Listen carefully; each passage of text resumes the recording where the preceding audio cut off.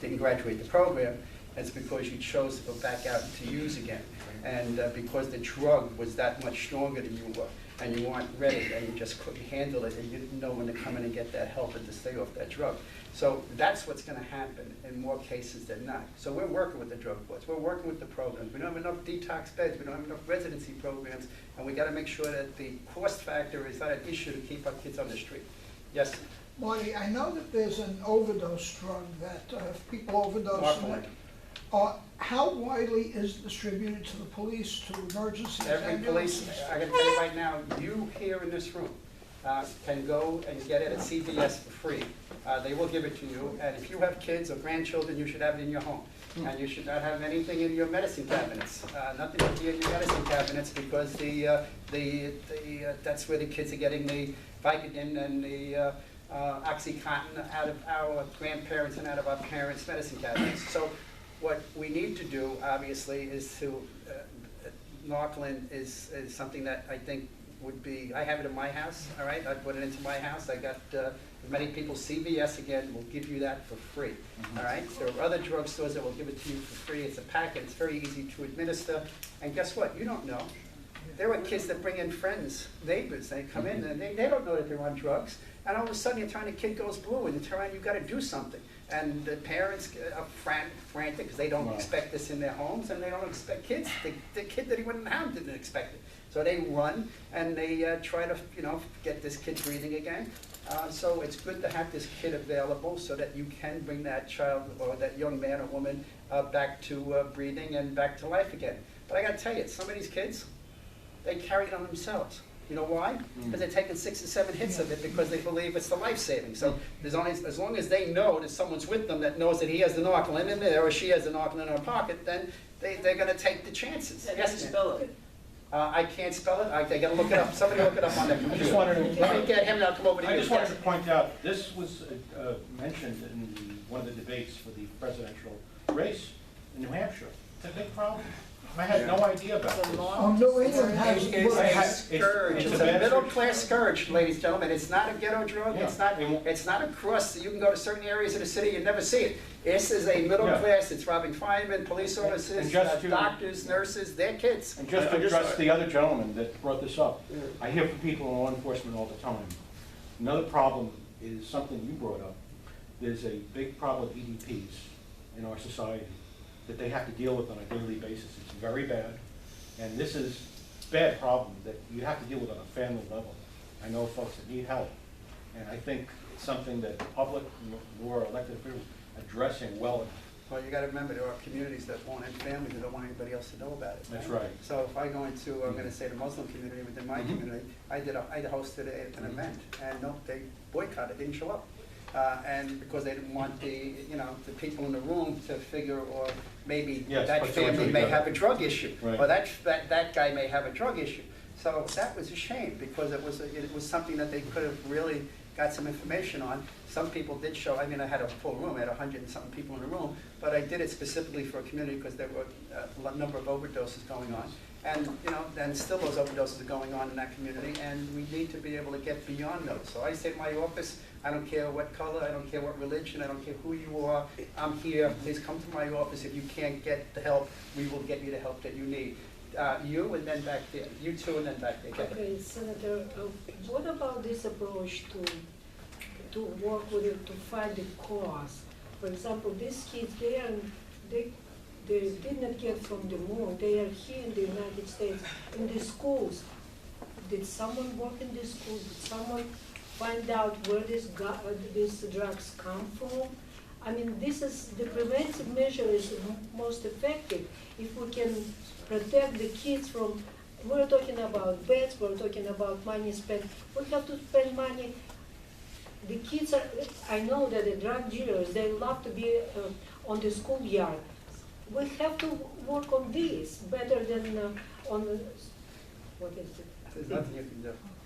Do you see this here? This is a little telephone. And on this little telephone is Facebook and messaging, and you're able to get, it's like calling Kentucky Fried Chicken or calling Domino's Pizza. They call a number and it's delivered to your house. Wow. All right? Where's it coming? It's coming in from around the world. It's coming specifically in from the south, from Mexico and below. That's where this is coming into Mexico and up to through our states, and coming into New York and down through our states. So we have a real serious issue. And it's unfortunate that we do not have, the money has not been out there.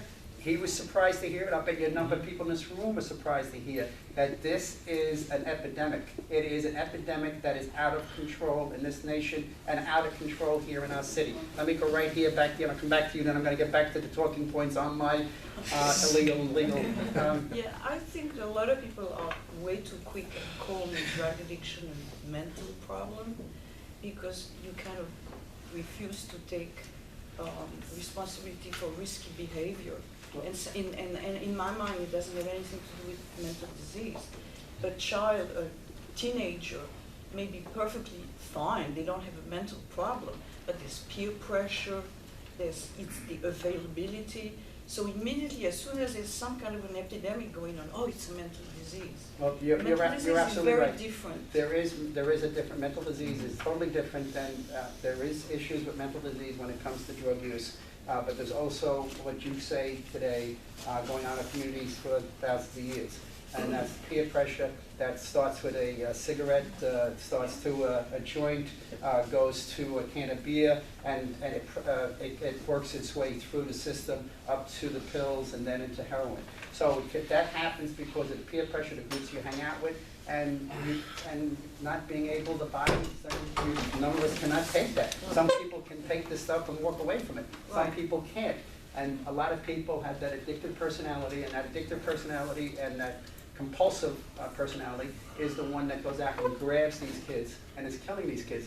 So you're absolutely right. I had 18 kids from Dynamite, and I had them, I asked them, how did they get started?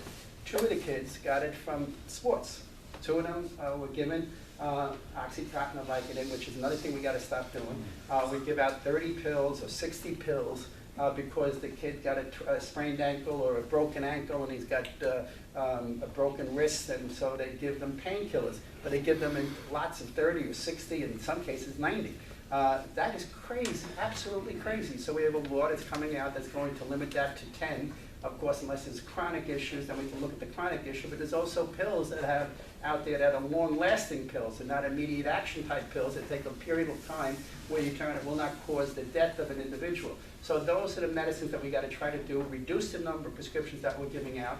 And 2 of those kids, like I said, out of the 18 were from sports, but the rest of them were natural progression, peer pressure, and led up to them being put into a program. Yes, sir. Senator, my question is, I understand that there's a lot of money being put into and a lot of emphasis on the recovery of the drug addicts, but how much success and how much emphasis is being put into actually stopping the dealers?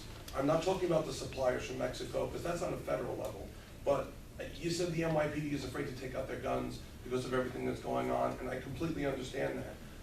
But there's a point where the small-time corner drug dealers, the guys who you call on your phone, hey, I need this, that, and the other thing, I got a couple of friends.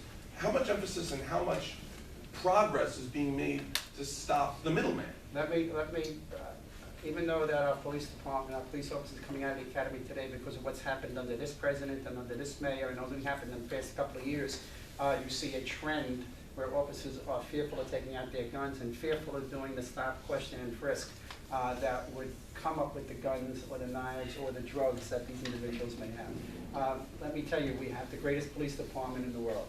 These men and women that serve in this great city do a great, great job. We have a great, great system in our drug enforcement agents here. We have, I went to one guy that's got 4 pain management locations. When you have 4 pain management locations, what does that mean? You got to really think about, is it really for pain or is it for the addicts that are coming there to get their fixes? And guess what? In a lot of cases, it's for the addicts. They're lined up on the block to get into this doctor's office. There's got to be a reason for it. So I got the DEA in there, the drug enforcement. I got the task force in there. I got the, what do you call it in there? We have at the city level, we have a prosecutor that's in charge, a narcotic prosecutor that's in charge of that. And she's obviously picking up that case. So we're looking at it at that level as well. So we have a great operation going on with the task force, with our boroughs. We have individual narcotic units in each one of our boroughs that are looking at this, but still, it's overwhelming. It's bigger than marijuana. I mean, it's unbelievable how free and easy it is to get access to heroin today, and that's scary. Yes, sir. Yes, Senator, this is the first time I'm meeting you, and I'm very glad to meet you. And you remind me of Richard Whitlock, by the way. Thank you. Bush number 41, the older one, he signed the Family Leave Act. No, that was Clinton. Clinton signed it, okay. Well, I say actually it's one of the worst laws around, okay. Now, you mentioned that you're going to enact your version of this, too? No. The Golden doesn't have a version of this. Okay. Your governor of the state of New York, that is, seems to be playing tennis with the mayor of the city of New York. So they keep on smacking each other. Can I go to another The restaurant? governor still looks like he's the guy that's winning this battle, and so who can outdo, the next guy? And that's what they're trying to do here. The mayor had introduced 6 weeks of family leave on small businesses, and guess what the big guy said, the governor of the state of New York? Let's make it 12 weeks. Which one could be a Okay? better Santa One guy Claus? said, let's make it $12.50 for a minimum wage. The other guy said, look, let's make it 15. Why'd you make it 20, 25? Where do you get these numbers from? Every business man in the city. Why is it needed to have the federal version? Pardon me? Why do they need it if they have the federal version? Well, because the federal version doesn't go far enough for the state of New York. The state of New York wants to go further. The state of New York has, and there are about 7 states that are about 6 weeks. So there are state versions, federal versions, and local versions. And companies have it themselves already, some of them. But the impact is not on small business as much as it is on the individual. But if you have to, if somebody goes out for family leave for 12 weeks, if that job is a specific title, how do you fill that job? Yeah. You got to bring in an expert to be able to fill that job, so you're going to pay top dollar. So when they say it doesn't cost small business any money, they're full of whatever, all right? So they're lying. So it does cost small business because you have to bring in a specific person to do a specific task, and you got to pay that person, that individual, to do that. There's not enough temp companies out there to do that. There's no temp companies going to be able to fill those specific type titles. So you've got a problem. The paperwork would be murder, believe me. I used to handle this thing. Forget about it. Paperwork. Think about it. What about the sick leave, that they want to give employees sick leave? If they do that, they're going to need a tribunal, because all these employees are going to complain, hey, you're not sick, I want to come to your house and see if you're sick. I would tell you right now, if you're concerned, I would be talking to your local legislators, because they're about to vote out a bill by April 1st that may have versions of what we just spoke of here, an increased minimum wage and an increased family leave. So I would get a hold of your legislator wherever you live, and to make sure you speak to your assembly person and to your senator that you're very upset about this and you don't want this to happen. But I can tell you right now, you're going to see some version of a family health care, and you're going to see some version of an increase in the minimum wage. You just better hope it's not 12 weeks, and you better hope it's not $15 an hour, because I don't know that this small business could do it, and there's no limits. It says it could be a small store on the corner. Other states have it with 50 employees or more. Those larger companies have the ability to cover these costs or increase. When they get costs, who pays at the end of the day? We do, right? We all pay. It gets passed on down to us. It's passed through. That's what it is. So that's what we got to be very careful of. I'm going to move over. Go ahead. I had 2 questions. First of all, while we were talking about heroin overdoses, I don't know about all neighborhoods, but where I live and a number of other places, the stink of marijuana on the streets, the open smoking of marijuana. It's legal. It has replaced the cigarettes. Yeah. It's legal to possess It has- marijuana. It's not legal to smoke it in a public place. It is legal to possess it, but you're not allowed to smoke it in a public place. No one has ever died of an overdose from that. No, I know Don't worry that. I about know it. that. That's not It killed true. my sister Here's many what years happens. ago. My Let me sister- tell You're going to destroy your mind. It's Let not me good tell for you, them. here's what happens with marijuana. What they do is they have there's no longer these little thin sticks. They have these big, huge cigars. What they do is they lace it with heroin and cocaine. Then you are, and crack. then you are, Okay, so when you lace that's that bad stuff. marijuana, that's when you turn around, you're stepping up to the next level, and then to the next level, which is heroin straight.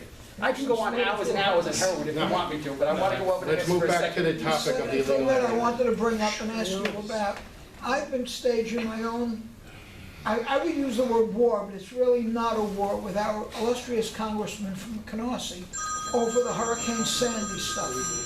I had big losses.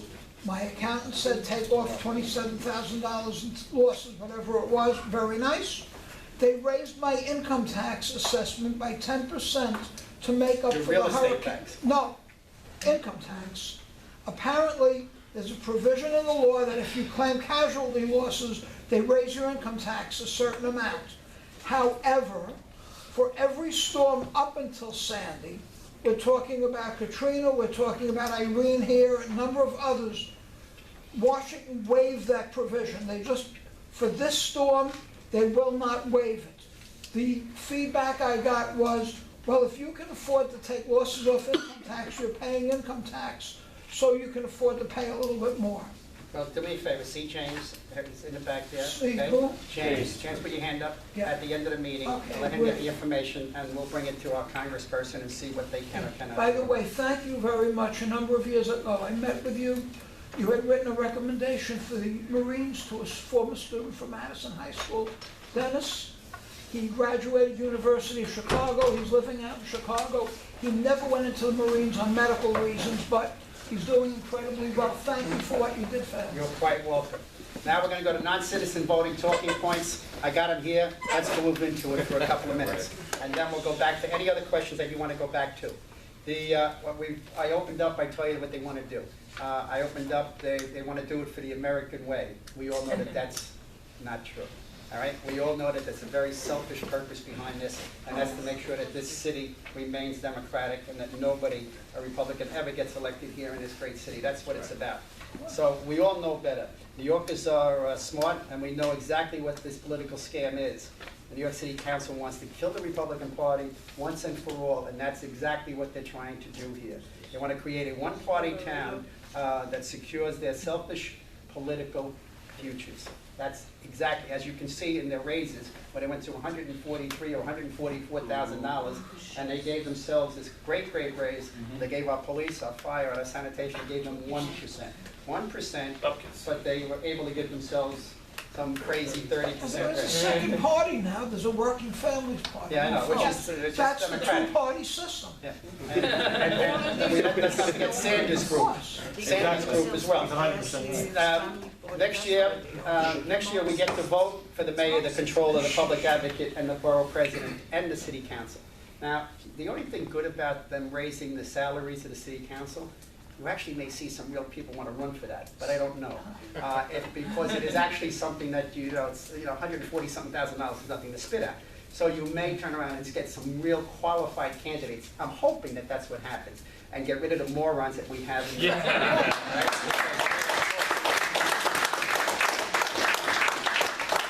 the city is falling apart, and they know their jobs are in jeopardy. So the only way to keep their jobs is by giving the right to vote to non-citizens. Now, when I tell you this number, you guys are going to have a little bit of a stroke. City officials, not me, the city officials estimate that there are 1.3 million immigrants living in New York. 1.3 million. So they say there's 8.5 million living in our city of New York.